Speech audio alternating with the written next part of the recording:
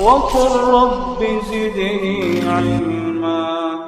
Imamah atau imam itu adalah kedudukan yang terhormat, maka tidak layak apabila orang-orang yang fasik ditunjuk untuk menjadi imam. Akan tetapi seperti tadi, apabila kita terpaksa makmum di belakangnya, hukum sholatnya gimana? Sah. Hukum sholatnya sah. Coba kita simak dalam masalah ini penjelasan Syekhul Islam Ibnu Taimiyah. Syekhul Islam Ibnu Taimiyah menjelaskan bahwa semua orang Islam sepakat bahwa orang yang fasik tidak boleh jadi imam. Akan tetapi salat di belakangnya hukumnya sah. Jadi tidak ada pertentangan antara haramnya memprioritaskan mereka menjadi imam dan sahnya salat.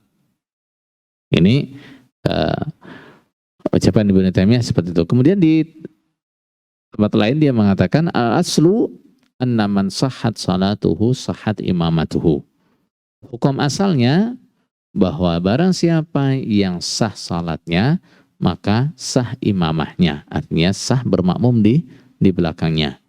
Wa salatul fasiqi sahihatun bila niza.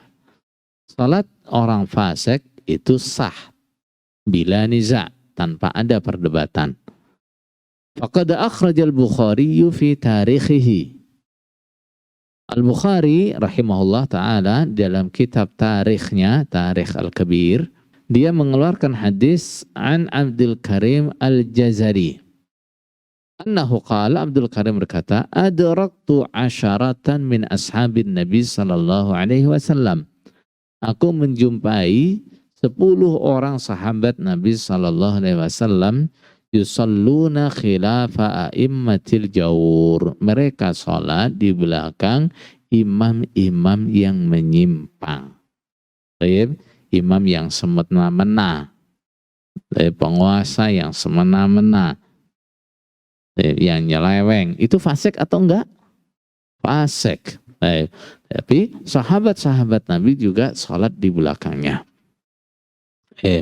Itu dalil. Terus kemudian walima jaa fi sahihil Bukhari, dan berdasarkan hadis yang ada dalam Sahih Bukhari min hadis Abu Hurairah radhiyallahu an, anna Nabiyya sallallahu alaihi wasallam qaal a'immatukum yusalluna lakum wa lahum. Imam-imam kalian mereka akan salat untuk kalian dan untuk mereka. Fa in asabu falakum. Jika salat mereka benar, maka falakum walahum. Maka itu bermanfaat baik bagi kalian maupun bagi mereka.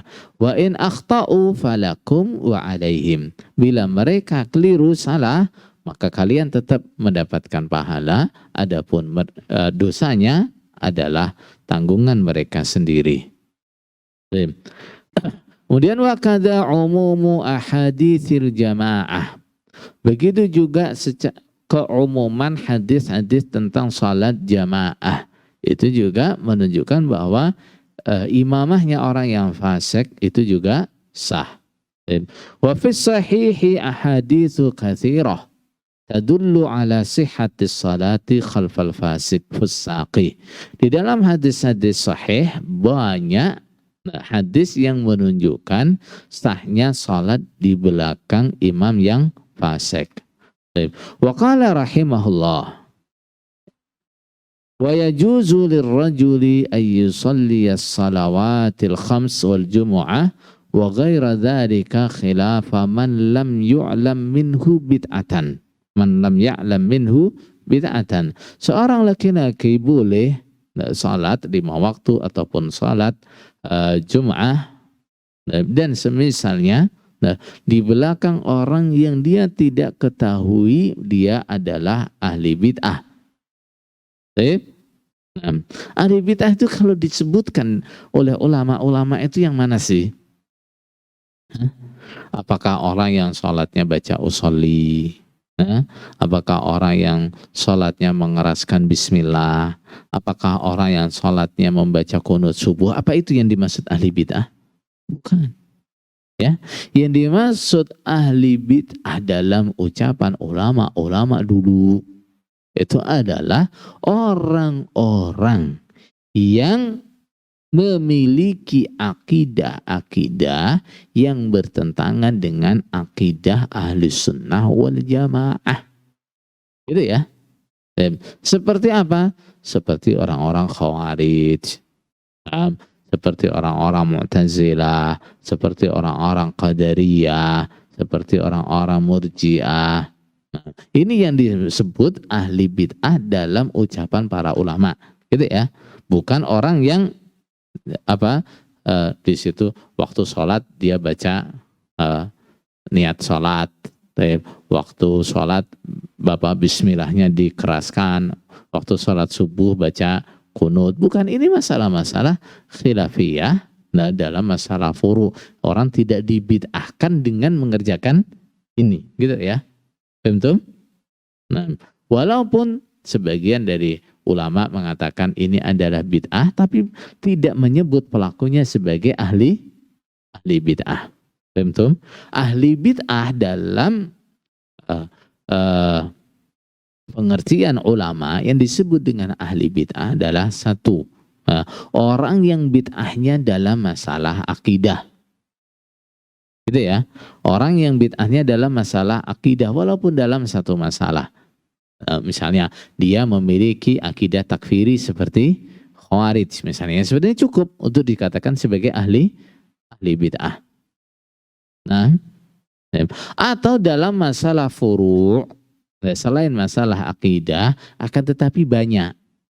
Nah, maka disebut pula dia sebagai ahli bid'ah. Seperti halnya julukan fasik. Nah, fasik itu diperuntukkan untuk siapa? Untuk orang yang melakukan dosa besar ketika dia belum taubat, atau dia melakukan dosa kecil tapi banyak atau menjadi kebiasaan, maka juga disebut dengan fasik. Baik. Jadi selagi seseorang itu tidak diketahui bahwa atau kita tidak tahu bahwa orang itu adalah ahli bid'ah, maka kita boleh sholat di belakangnya. Gitu ya. Wala fisqan, dan tidak diketahui kefasikannya, bittifaqil a'immatil arba'ah. Walaysa min syartil i'timam ay ya'lamal ma'mum i'tiqada imamihi, dan bukan termasuk syarat untuk boleh bermakmum apa? Ay ya'lamal ma'mum i'tiqada imamihi, bahwa makmum mengetahui akidah imamnya, gitu ya. Ketika kita akan bermakmum sholat di suatu masjid, nah, bukan atau kita tidak harus tahu, ya, kita tidak harus tahu bagaimana akidahnya imamnya. Imamnya itu khawarij apa bukan ya? Imamnya itu mu'tazilah atau bukan ya? Imamnya itu qadariyah atau bukan ya? Enggak. Baik.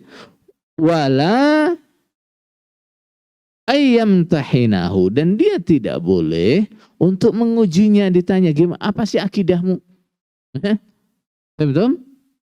Nah, jadi kita juga tidak disyariatkan ketika mau sholat tanya dulu imamnya. Coba aku tak tahu dulu gimana akidahnya, tak tanya dulu. Nah, apakah dia punya akidah seperti khawarij, apakah dia punya akidah seperti murji'ah dan seterusnya, enggak? Betul?